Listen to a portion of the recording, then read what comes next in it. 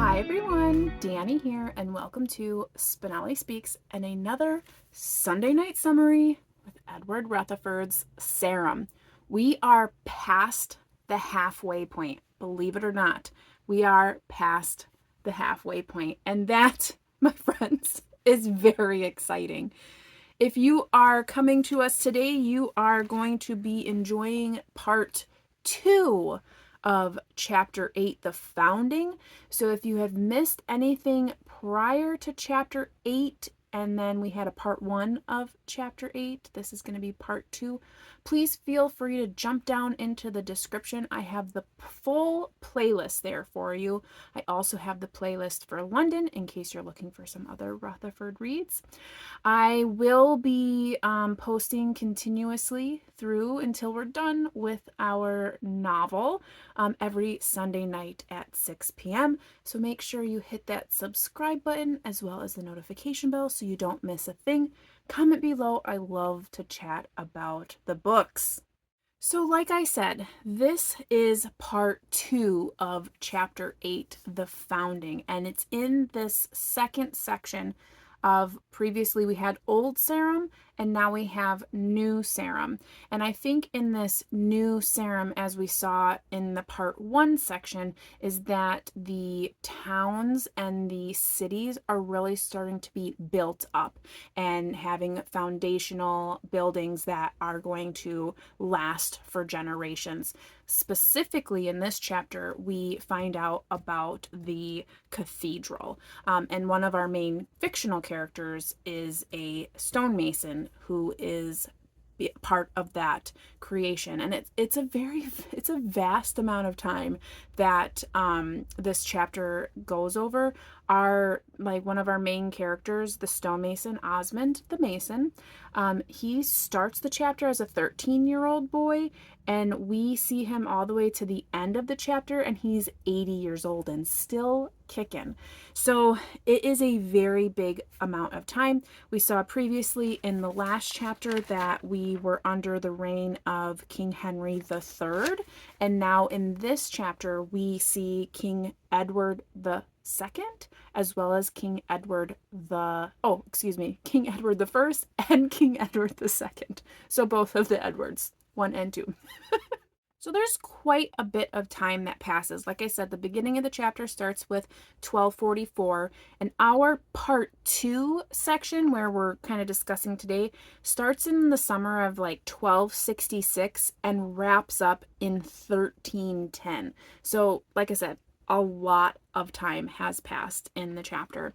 And oddly enough, I feel like this second half of the chapter, or this part 2, and I just randomly picked a page that had a little illustration on top that was kind of smack dab in the middle.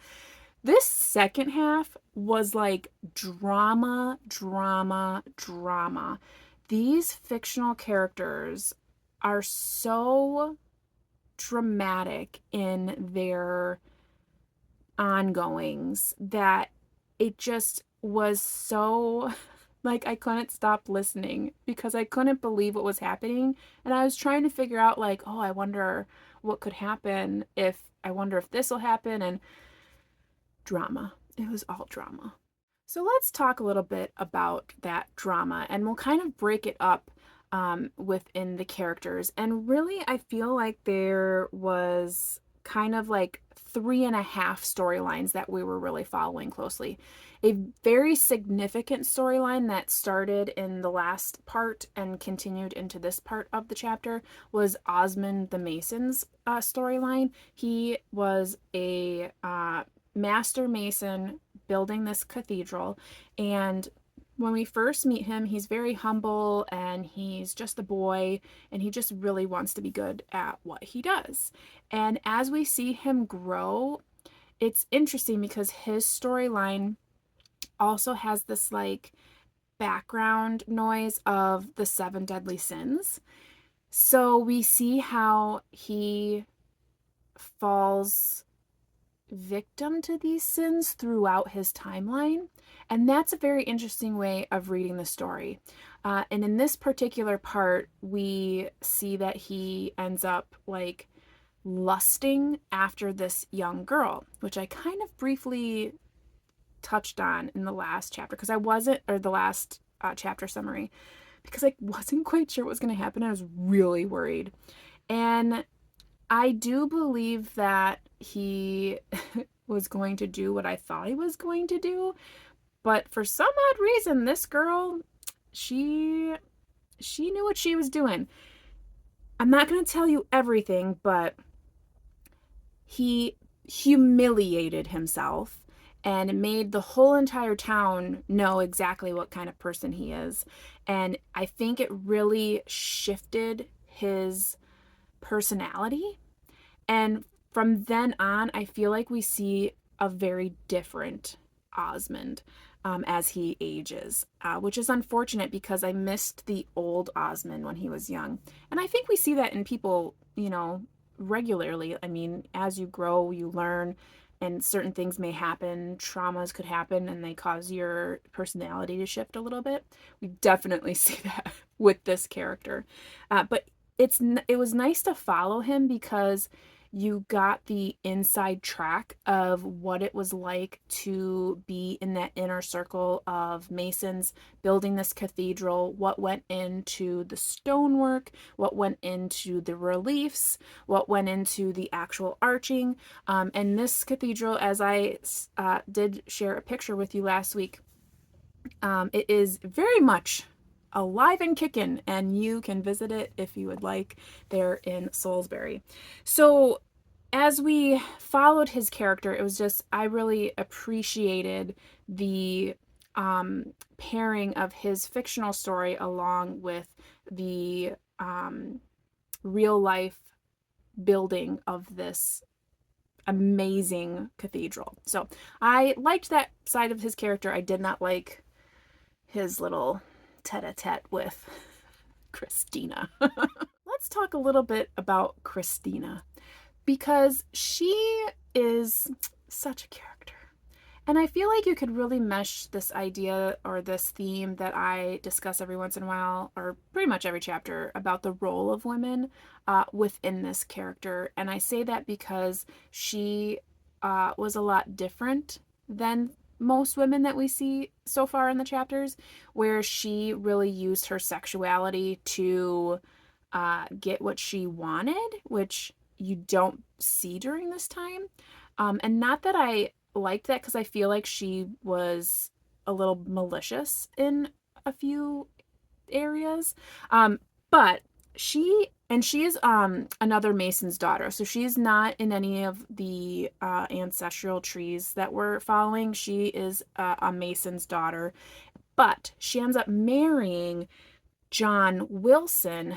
John is William Atterbury's son. So through time, he was always called Will's son, the son of Will. So it just turned into John Wilson. Okay, that's how we get names. So very interesting there. But she ends up marrying him, and she's definitely a piece. So he still sells wool. His family doesn't do that great, but they get by.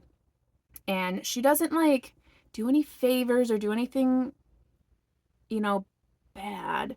But she kind of just is always in the background, giving little smiles, giving little smirks, giving little head nods. And it's very much implied that that presence is how they got by. So like I said previously, she really uses her sexuality. And they said in the chapter, even at 37, she is still very much a catch. And that comes into play later as they end up beseeching the king for the Shockley farm again. As we know from previous chapters, the Shockleys and the Atterburys have a family feud over land. The Atterburys believe that the Shockleys stole their land, and so they've been trying to get it back for centuries, for lots of time. And so they end up finding a way, which they believe is going to be a shoo-in. They're going to get the farm back, and it doesn't go their way. And Christina's sexuality becomes a token or a bargaining chip. So I'll leave it there. I'll let you read the rest of the chapter on that part. But like I said, drama, drama, drama. So as I mentioned, there were like that 3.5 storylines that I said were kind of a big part of this second part of the chapter. So we went over Osmond the Masons, we went over John Wilson's, and then we have the Shockleys. The third, so Shockleys and a half, the Shockleys own the farm and the mill, and they had owned that with the Jocelyn de Godfrey, if I could say that correctly. And then subsequently the son passed because he went to war, and then it was his son, so Roger, who is Jocelyn's grandson, Roger, who's an adult now, obviously. A lot of time has passed. And he kind of just spent a lot of money. So he's kind of out. But the Shockleys still have that mill, and they still have the farm. And Peter Shockley, who was the son in the original chapter where they, got money lended to do the mill, his children, so Mary and I believe it was Edward, I'd have to look, but specifically Mary, we don't really hear about the son too much. Christopher kind of has the mill, and Mary has the farm, and they're very into that. Mary is very much about the farm. She is very much about working on the farm. So again, the role of woman, she's kind of going against the norm by being a huge factor of her farm. So she farms right alongside all the people that work for her.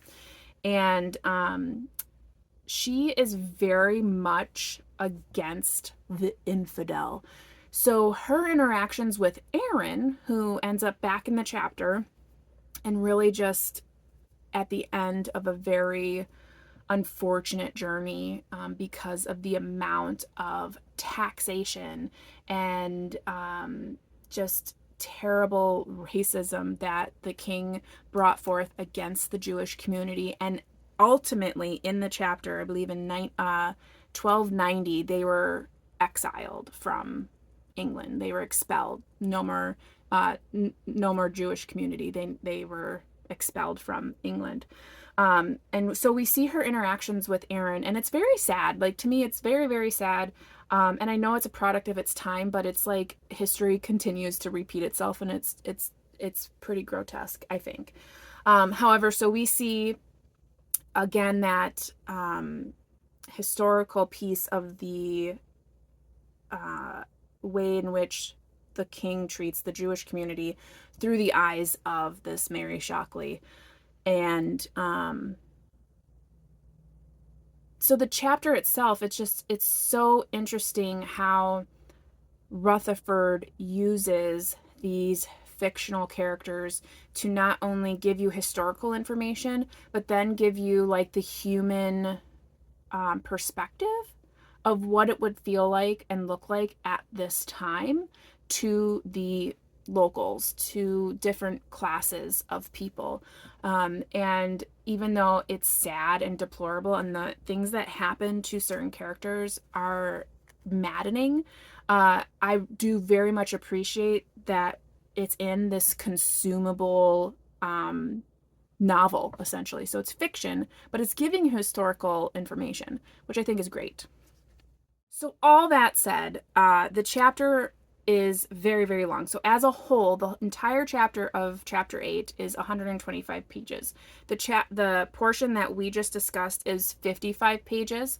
And the most dramatic part of the entire chapter. So though the chapter itself in its entirety is very long, I do find that the chapter was extremely beneficial as far as giving you historical information and really giving you a great idea of how the people of the time felt about the war that the kings continuously spread in this second portion, we hear about how King Edward almost got Wales and Scotland, and then through his reign ended up losing it anyways. So, I mean, there's so much history wrapped up in these chapters, and specifically the building of that cathedral. It's just very, very interesting if you are interested in historical events.